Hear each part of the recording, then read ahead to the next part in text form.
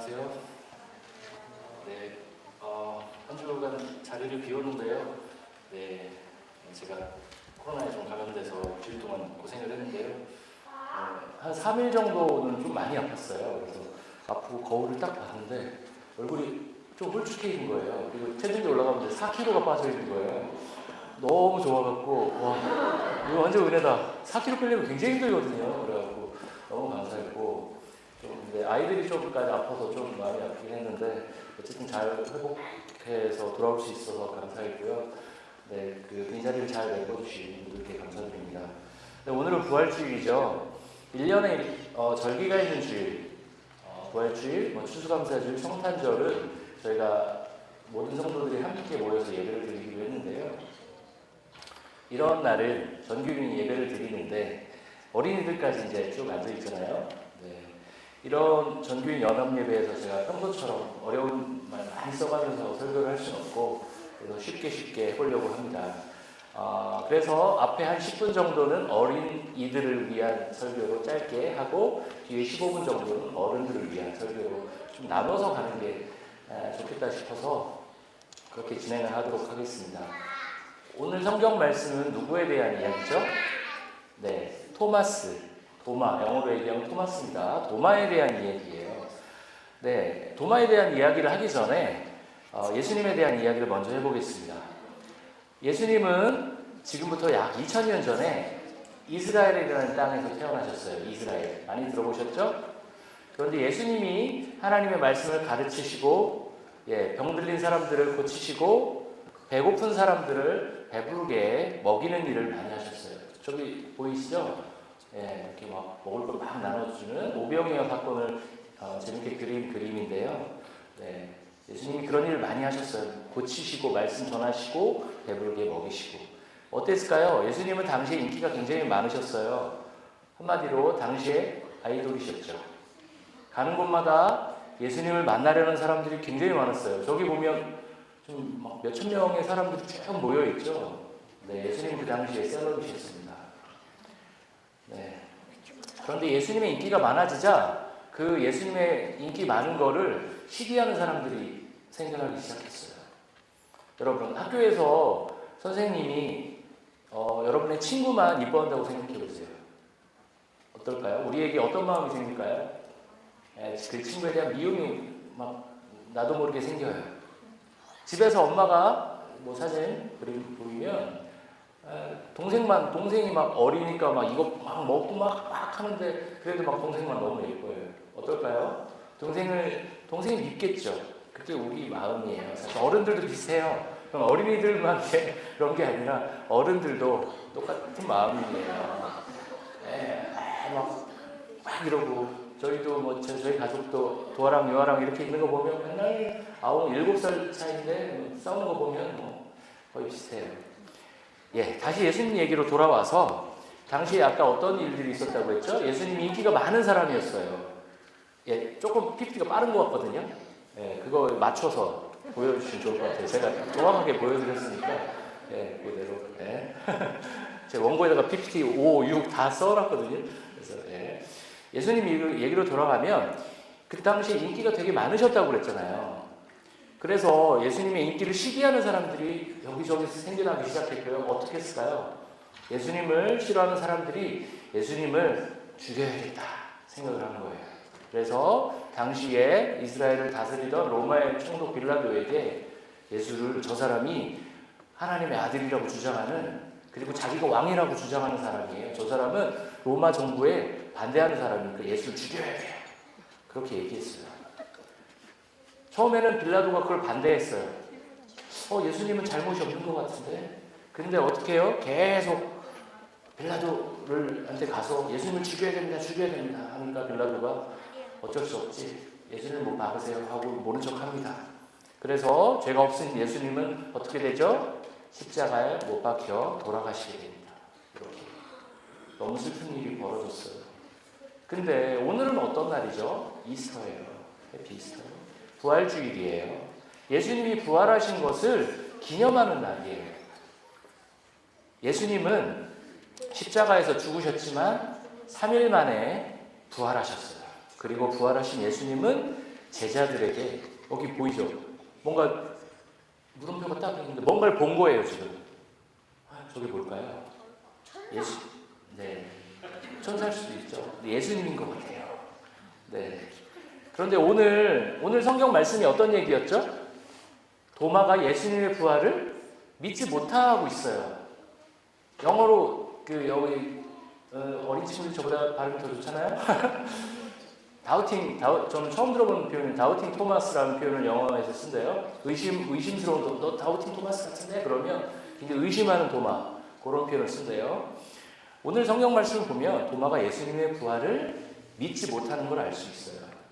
그런데 오늘 성경 말씀 조금 앞부분에 보면 예수님의 제자들이 있었죠. 제자들이 있었는데 도마가 없는 순간에, 다른 제자들만 있는 순간에 예수님이 제자들에게 나타났어요. 그리고 도마는 못 본 거예요. 어땠을까요? 도마는 나 왜 놓쳤지? 못 봤지? 그리고 우리가 예수님을 만났어. 도마한테 얘기하니까 나 못 믿겠어. 이렇게 나오는 거죠. 그리고 예수님이 실제로 못을 바뀌었으니까 못자국과 창자국을 만지지 않으면 난 예수님 못 믿겠어. 그렇게 얘기를 하는 거죠. 네, 그때에 예수님이 말씀하셨어요. 예수님이 나타나시죠. 도마야, 내 못자국을 보렴, 내 창자국을 만져보렴. 어땠을까요? 저건 굉장히 유명한 사진인데요. 사진이 아닌 그림인데요. 16세기에 제가 화가 이름을 지금 갑자기 까먹었는데요. 저런 장면이죠. 성경의 이야기들을 그리고 있는 장면이죠. 저렇게 해보고 도마는 어떻게 했을까요?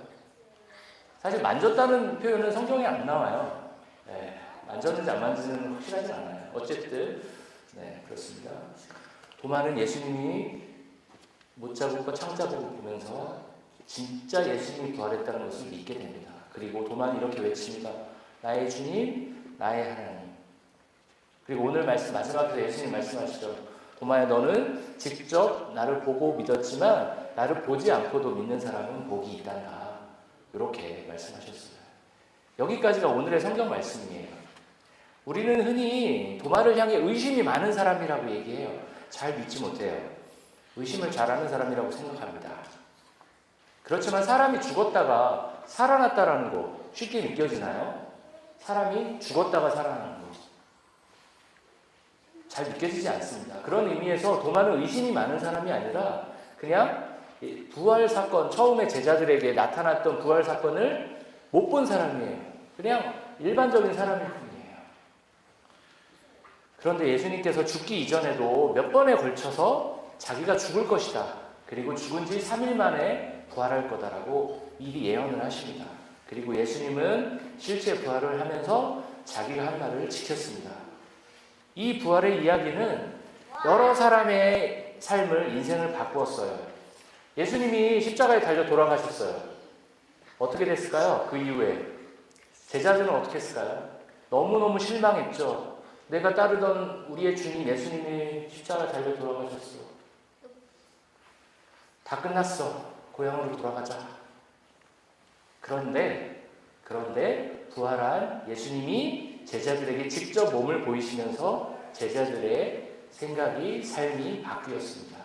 이제 예수님을 포기하고 혼자 즐겁게 살아야겠다고 생각했던 제자들이 목숨을 걸고 예수님을 전하기 시작했어요. 부활하신 예수를 직접 만났기 때문이에요. 그리고 그 제자들에게 예수의 부활 소식을 들은 사람들이 또 다른 사람들에게, 그리고 자신의 자녀들에게 예수님이 그냥 돌아가신 걸로 끝난 게 아니라 실제로 부활했대라고 전하기 시작했어요. 그렇게 2000년 동안 예수님에 대한 부활의 소식이 전해지고 전해져서 지금 우리에게까지 전해진 것입니다. 저는 어린 시절에 여기 아동들 친구들 있지만 나도 도마처럼 예수님을 직접 만났으면 예수님을 훨씬 더 잘 믿을 수 있을 텐데 라는 생각을 많이 했었어요. 도마가 한편으로 부럽기도 했어요. 그런데 실제로 역사에서 예수님을 만난 사람은 몇 명 안 돼요. 그리고 오늘 예수님은 실제로 자기를 만나지 않고 믿는 사람에게 복이 있다고 말하고 있어요. 예수님은 2000년 전에 이스라엘에서 태어나시고 사시다가 십자가에 돌아가시고 죽은 지 3일 만에 부활하셨습니다. 그런데 예수님의 부활은 예수님의 부활에서 끝나지 않습니다. 예수님을 믿는 우리도 예수님이 부활한 것처럼 부활할 것입니다. 오늘 우리가 예배를 드리고 있는 이 순간에도 러시아와 우크라이나는 전쟁을 벌이고 있어요. 여러분들 그 소식 들은 사람들 있죠? 러시아와 서로 전쟁을 벌이고 있다. 서로 미워하면서 총을 쏘고 있어요. 많은 사람들이 죽고 있어요. 코로나 바이러스가 유행하고 전쟁이 일어나면서 세계 곳곳에 가난한 나라의 사람들이 더 가난해지고 있어요. 부활하신 예수님께서는 이 땅에 다시 오셔서 전쟁을 멈추시고 배고픈 사람들을 먹이시고 아픈 사람들을 고치시고 이 땅을 무엇으로? 천국으로 만드실 거예요. 네, 그림처럼 예수께서 이 땅에 다시 오셔서 그렇게 하실 거예요. 그때 우리도 예수님과 같이 부활해서 이 땅에서 하나님을 찬양하며 이웃들을 사랑하며 살아갈 거예요. 그래서 우리는 예수님이 이 땅에 다시 오실 때까지 하나님을 예배하고 이웃들을 사랑하면서 부활을 기다려야 합니다. 아동부 친구들도 예수님의 부활을 진심으로 기뻐하면서 하나님을 찬양하는 하루가 되길 바랍니다. 네, 여기까지가 아동부 설교입니다. 네, 이해가 돼요? 아동부 친구들? 네, 제가 이런 설교하면 저희 반응이 엄청 깔깔거리면서 웃는데 네, 어쨌든 최선을 다해서 아동부의 눈높이에서 부활의 소식이 우리에게 기쁨이 된다는 것. 예수님의 부활로 끝나는 게 아니라 우리도 부활할 거다. 그리고 예수께서 하늘로 가신 예수께서 이 땅에 다시 오셔서 이 땅을 회복하시고 아픈 사람들을 고치시고 전쟁을 멈추시고 배고픈 사람들을 먹이시고 우리에게 부활의 생명을 주실 거다라는 것. 그게 우리에게 희망이 되고 소망이 된다는 것들을 우리가 기억했으면 좋겠습니다. 이제 어른들과 유수들을 위한 설교를 하겠습니다. 네, 부활절이죠. 오늘 본문 요한복음 20장을 성경 본문을 한번 띄워주시면 좋겠는데요. 요한복음 20장 전체에서는 예수께서 부활하신 후에 막달라 마리아에게 나타나시고 순서대로 나타나시거든요. 그 다음에 제자들에게 나타나시고 마지막으로 도마에게까지 부활한 몸을 보이는 장면으로 구성되어 있어요. 예, 당시 시대적인 상황으로 한번 또 들어가 보도록 할게요. 아까 얘기한 것처럼 아동부 설교에서 언급한 것처럼 예수님은 당시에 주목받던 인물이셨어요. 굉장히 인기가 많으셨습니다. 점점 따르는 무리들이 많아집니다. 그런데 반면에 예수님을 시기하는 당시의 종교 지도자들, 예수님이 라이벌이 된 거죠. 내가 스포트라이트를 더 받아야 되는데 그렇게 하지 못하고 예수님한테 자꾸 인기가 쏠리니까 예수님을 제거하려고 합니다. 그리고 예수님을 죽였습니다. 그 당시 1세기에 요세푸스가 쓴 역사책에 보면 예수님의 죽음에 대해서 언급하고 있어요. 그 당시 굉장히 유력한 중요한 사건이었다는 것을 의미하는 거죠. 한때 1세기 이스라엘에서 굉장히 센세이션을 일으켜셨던 예수 운동이 예수의 십자가 죽음으로 말미암아 어떻게 되죠?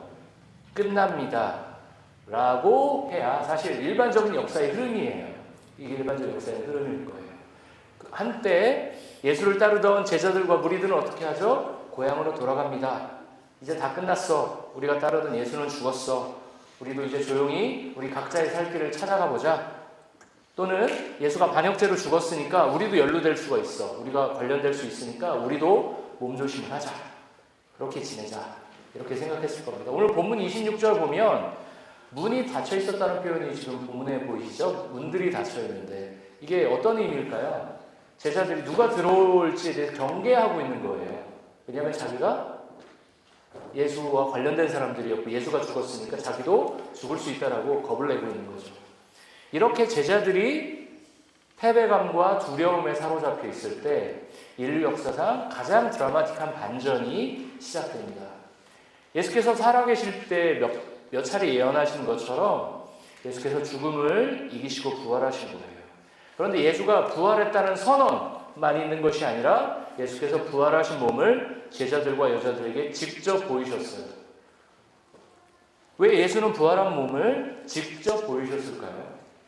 이미 모든 게 끝났다. 완전 게임 오버야. 더 이상 이제 희망은 없어 라고 생각하는 사람들에게 아직 끝나지 않았다는 것을 보여주는 가장 효과적인 방법, 내가 부활했다. 우리가 끝나지 않았어. 우리의 게임이 끝나지 않았다는 것을 보여주는 가장 효과적인 방법, 부활한 몸을 보여주는 거겠죠. 사실 예수 운동은 꺼져가고 있었습니다. 끝났습니다. 뭐 몇 명 되지도 않고 예수를 따르던 인물들, 대단한 인물도 몇 명 없었고, 사람도 끝까지 남았던 사람, 제자들 다 배신하고 떠났고, 베드로 3번 배신하고 더 이상 희망이 없어 보였어요. 그런데 그 운동이 예수의 부활과 보이심을 통해서 되살아날 수 있었습니다. 야구로 비유를 해보면, 제가 야구를 굉장히 좋아하거든요. 비유를 해보면 어떤 투수와 타자가 있죠. 투수가 던지는 거를 타자는 이렇게 꽉 칩니다. 근데 상대팀 투수가 굉장히 잘 던지는 투수예요. 공도 엄청 빠르고 변화구도 막 샥샥 들어오고, 실제로 타석에, 저도 사회인야구를 오래 해서 아는데, 실제로 타석에 서서 그 살아있는 공을 친다는 게 굉장히 어려워요. 하면은 저걸 못 쳐 이렇게 싶은데, 계속 근데 생각을 해봅시다. 상대편 투수가 굉장히 잘 던져요. 계속 헛스윙만 계속합니다. 그럴 때 필요한 게 무엇일까요? 뭔가 분위기를 바꿀 때 필요한 거? 시원한 홈런이에요. 딱 맞는 순간 딱 넘어가면 어떻게 느낄까요? 같은 팀 타자가, 우리가 제볼을 칠 수 있구나. 우리가 제볼을 홈런을 칠 수 있구나. 우리가 할 수 있구나라는 것들을 느낄 수 있는 거예요. 그런 마음을 불어넣어주는 게 필요합니다. 마찬가지로 패배감에 쪄들어 있는 제자들에게 예수의 부활은 경기의 흐름을 완전히 바꿀 수 있는 아주 중요한 사건이었어요. 퍼포먼스였습니다. 여기까지가 예수가 부활하던 시기의 상황적 흐름이었어요. 꺼져가는 예수 운동이 예수의 부활을 통해서 다시 시작되는 거야? 라고 제자들, 예수가 부활한다라는 게 그냥 허언이 아니고 실제 사건이었어? 그럼 우리가 정말 예수가 정말 메시아였어? 라고 그 제자들의 눈빛이 바뀌기 시작하는 시점이 오늘의 시점이겠죠. 그럼 오늘 본문을 살짝 보겠습니다. 오늘 본문의 주인공 누구죠? 도마예요. 본문에서 디두모, 쌍둥이라는 표현인데, 이 도마는 쌍둥이였대요. 단어는 헬라어이고요. 이 디두모라는 단어는, 도마는 아람어예요. 즉 시리아어입니다. 당시의 국제 공용어는 헬라어였어요. 그리스였어요. 그런데 북부 유대인들, 갈릴리 지방에 사는 사람들은 아람어를 많이 썼습니다. 예수님도 아람어를 많이 사용하셨어요. 어쨌든 도마, 영어로는 토마스는 오늘 본문을 통해서 의심 많은 도마, 영어로는 다우팅 토마스라는 표현을 쓰는데요. 의심이 많은 인간의 대표적인 인물로 오늘 본문 때문에 자리를 잡게 됩니다. 근데 오늘 본문과 앞에 본문을 살펴보면, 아까도 얘기했지만, 아동설교도 얘기했지만, 도마는 그렇게 의심이 많은 사람이 아니었어요. 그냥 첫 번째 다른 제자들에게 예수님이 나타나셨을 때 운이 없게 거기에 없었기 때문에 나는 못 봤는데? 라고 그렇게 질문을 던졌을 뿐입니다. 도마는 말합니다. 나는 예수님을 못자국과 옆구리를 보지 않고서는 믿을 수 없어. 너무나 당연한 반응이죠. 그러자 예수님이 이렇게 반응하십니다. 예수님 부활하시고 스케줄이 되게 많으셨어요. 스케줄이 많으시니까 도마는 다른 제자들에게 맡기시고 다른 곳에 나타나시면서 그분의 일을 하실까요? 그렇지 않습니다. 예수께서는 예수의 부활을 못 믿고 있는 도마를 위해 다시 한번 나타나십니다. 그때 도마는 예수가 진짜 부활했구나라는 것들을 깨닫고 예수님을 주님이자 하나님으로 인정하게 됩니다. 저는 이 오늘 본문을 통해서 부활의 본질, 그리고 우리가 왜 부활을 소망해야 되는지를 간단히 살펴보려고 하는데요. 26절 보겠습니다. 26절을 한 목소리 한번 읽어볼까요? 시작.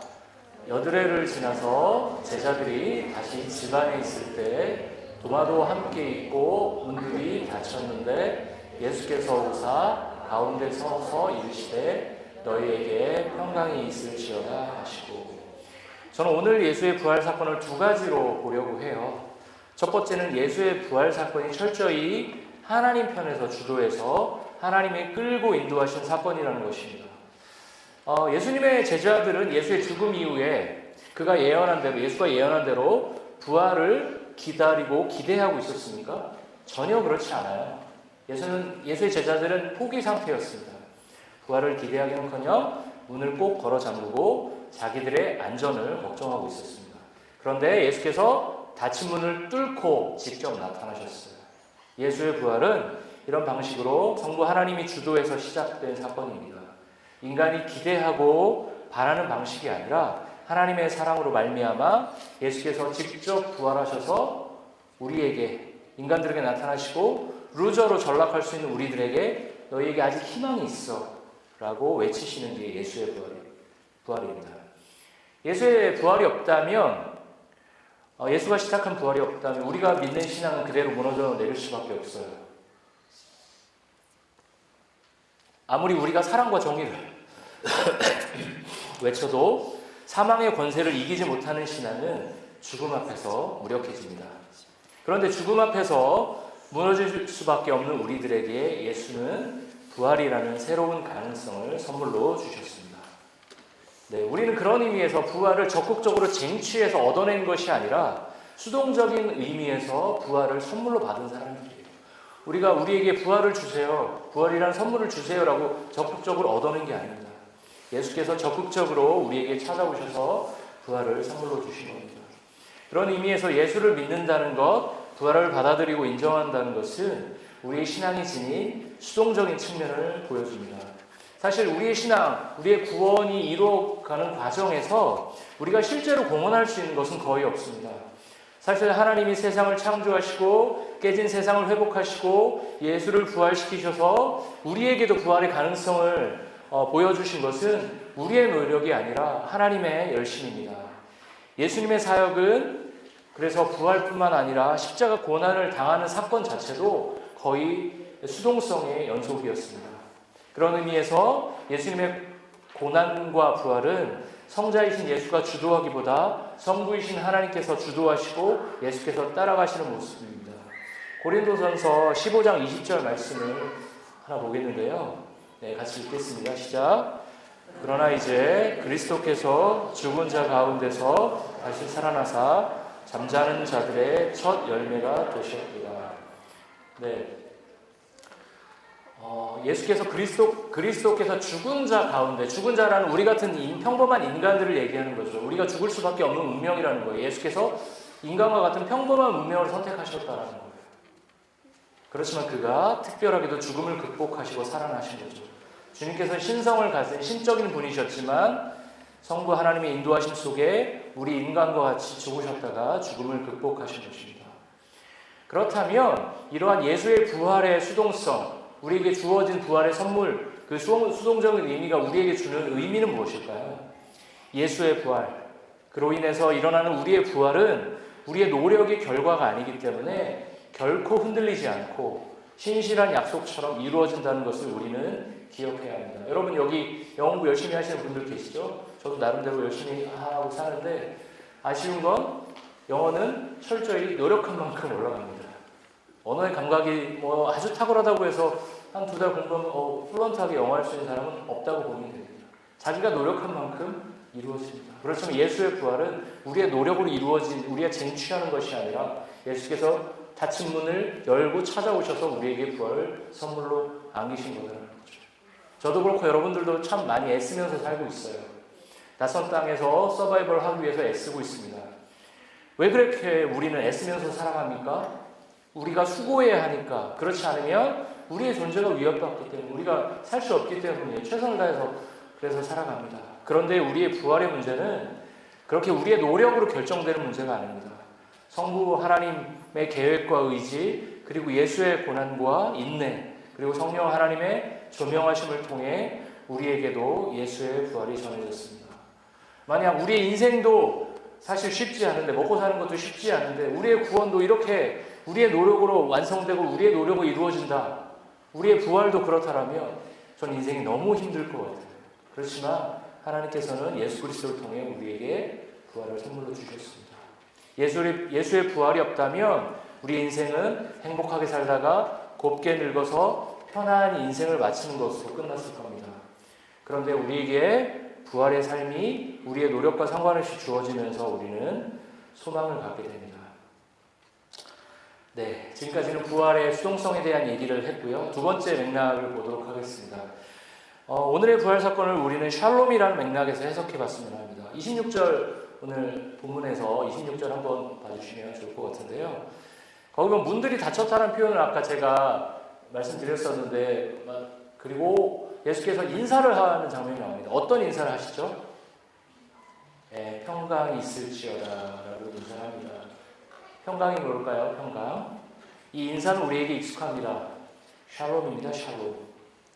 예수께서 샬롬이라고 말씀하시면서 제자들에게 부활로 다가가신 겁니다. 샬롬이라는 단어가 갖고 있는 게 사실 조금 뽀송뽀송하고 좀 예쁘고 약간 이런, 저는 샬롬 그러면 그렇게 느꼈거든요. 그래서 샬롬 그러면 너 오늘 컨디션 좋아? 뭐 이런 인사처럼 들릴 수 있지만 사실 샬롬은 그거보다 훨씬 더 큰 의미를 갖고 있다고 제가 설교 때 한 두어 번 말씀드렸던 것 같아요. 그렇죠? 샬롬 뭡니까? 다시 한번 보면 샬롬. 개인적인 측면에서 보면 우리 인간의 모든 필요와 욕구가 완전하게 충족된 상태예요. 저는 그렇지 않아요. 샬롬으로 살고 싶어요. 저의 모든 필요와 욕구가 완벽하게 충족된 상태. 샬롬. 사실 우리가 그런 상태를 별로 경험해보지 않았기 때문에 그런 원투가 강하지 않을 수도 있는데 우리의 모든 필요가 완벽하게 충족된 상태가 개인적인 차원에서는 샬롬입니다. 신학적인 차원에서 보면 샬롬이 뭐죠? 하나님께서 설계하시고 운영하시는 하나님 나라가 완벽하게 유지되고 있는 상태입니다. 네, 그래서 샬롬의 하나님 나라라고 하면 하나님이 창조하신 창조 세계가 완벽한 질서, 하나님이 원래 세팅해 놓으신 질서 속에서 오차 없이 오류 없이 깨어짐 없이 완벽하게 이루어지고 있는 거죠. 그 상태는 하나님이 처음에 세상을 만드셨을 때의 상태입니다. 그게 샬롬의 상태입니다. 그러다가 인간의 죄로 인해서 깨지죠. 예수께서 근데 다시 오셔서 이 땅에 어떻게? 이 땅을 샬롬의 하나님 나라로 재창조하신다라고 말씀하고 계시죠. 그래서 우리 그리스도인들의 사명은 주님이 다시 오셔서 샬롬의 하나님 나라를 재창조하실 때까지 지금 이곳에서 샬롬의 정신을 실천하면서 살아가는 것이 바로 샬롬의 하나님 나라의 정신입니다. 구약 성경의 가르침대로 고아와 과부, 가난한 자들을 사랑하고 억압받고 억눌린 사람들의 요청에 귀 기울이는 삶을 사는 것입니다. 그리고 샬롬의 하나님 나라를 아직 모르는 분들, 비그리스도인들이겠죠. 아직 시커라고도 부르는 추구자들, 복음을 아직 모르는 분들에게 어떻게 설명을 해야 될까요? 우리가 살고 있는 눈에 보이는 세상이 전부가 아니다. 예수께서 다시 오셔서 원래 하나님께서 만드신 이 세상을 원형의 그대로, 날 것 그대로 완벽한 상태로 다시 회복하실 거다. 예수께서 지금도 우리를 그 하나님 나라로 부르고 계신다. 그 부르심에 당신이 반응했으면 좋겠다라고 우리가 적극적으로 전해야겠죠. 그게 우리의 삶이어야 합니다. 그런 차원에서 예수의 부활은 우리의 부활과 개인적으로 연결됩니다. 예수께서 부활하셨기 때문에 우리도 부활합니다. 그런데 뿐만 아니라 이 세상의 왜곡된 질서들이 하나님 나라의 방식대로 새롭게 될 것에 대한 사회 구조적인 부활로 예수의 부활은 자연스럽게 연결될 수밖에 없습니다. 왜냐하면 예수께서 부활하셨다는 것은 이 깨진 세상 또한 새로운 질서로 부활할 거다라는 얘기이기 때문입니다. 그래서 부활은 우리 개인에게 아주 감격스러운 사건입니다. 예수께서 부활하셨다는 것은 우리 인생 가장 결정적인 소망이에요. 동시에 이 세상의 왜곡된 질서들이 하나님 나라의 방식대로 새롭게 되면서 이 세상 전체에 복이 되는 날이 이 부활절입니다. 우리 그리스도인들에게만 기쁜 날이 아니라 교회 밖에 있는 사람들에게도 복된 소식이 될 수밖에 없는 날이 바로 부활절입니다. 그래서 부활절이 감격스럽고 우리에게 소망이 됩니다. 아까도 제가 말씀드렸지만 우리가 살고 있는 세상, 지금 밴쿠버는 사실 평화롭죠. 그렇지만 우리가 살고 있는 세상은 지금 점점 어떻게 됩니까? 더 고통스럽게 바뀌고 있어요. 뉴스를 볼 때마다 너무 괴롭습니다. 전쟁은 끝날 생각을 안 하고 세상의 가난한 나라들은 더 가난해지고 있어요. 팬데믹, 전쟁, 그 다음에 경제 불평등이 너무너무 심해집니다. 네, 비교적 잘 사는 유럽과 북미도 지금 인플레이션에 대한 우려가 점점 커지고 있습니다. 우리는 어디에 마음을 두면서 그러면 살아야 될까요? 한치 앞을 알 수 없는 세상에서 나를 지켜줄 것은 무엇인가? 펀드인가? 부동산인가? 거기에서 우리가 위로를 얻으면 살아야 될까요? 펀드와 부동산은 우리 삶의 중요한 도구이지만 우리가 믿고 신뢰할 대상은 아닙니다. 우리가 진정으로 의존해야 될 대상은 오늘 부활하신 예수 그리스도입니다. 예수 그리스도께서 고난당하시고 십자가에 매달리시면서 우리에게 구원의 길을 만드시고 부활 사건을 통해 우리에게도 부활의 길을 열어주셨습니다. 그 부활은 우리의 노력으로 이루어진 것도 아닙니다. 그저 우리에게 주어진 예수님의 거룩한 유산입니다. 우리는 우리에게 주어진 그 유산을 기쁨으로 누리며 지금 이곳에서 샬롬의 인사를 나누는 존재로 살아야 합니다. 나의 샬롬은 내가 이루겠어 라는 비장한 각오로 하루하루를 비장하게 살 게 아니라 각자의 삶의 현장에 충실을 하면서도 주님이 우리의 부활 또한 이루신다는 소망으로 하루하루를 살아야 합니다. 이제 말씀을 제가 마치겠는데요. 네, 부활절입니다. 주님이 부활하셨습니다. 주님이 부활하신 것처럼 우리도 부활할 겁니다. 우리의 현실이 비루해 보이고 나의 처지가 딱해 보일지라도 주님은 우리에게 오늘도 여전히 부활의 인사를 나누고 계십니다. 그래서 우리는 부활의 은혜를 입은 성도답게 서로에게 부활의 인사를, 샬롬의 인사를 나누면서 우리에게 주어진 은혜를 기뻐해야 합니다. 또한 우리 개개인에게 주어진 은혜를 기뻐하면서 우리가 살고 있는 세상의 아픈 곳을 향해서도 샬롬의 인사를 나누며 부활절을 보내야 할 것입니다. 우리가 지난 고난주간 한 끼를 금식하고 러시아와 우크라이나를 위해서 헌금하자고, 특별 헌금을 하자고 제가 부탁을 드렸었죠. 그런 금식과 기도는 이런 차원입니다. 그리스도께서 우리에게 부르신 부르심은 무엇입니까?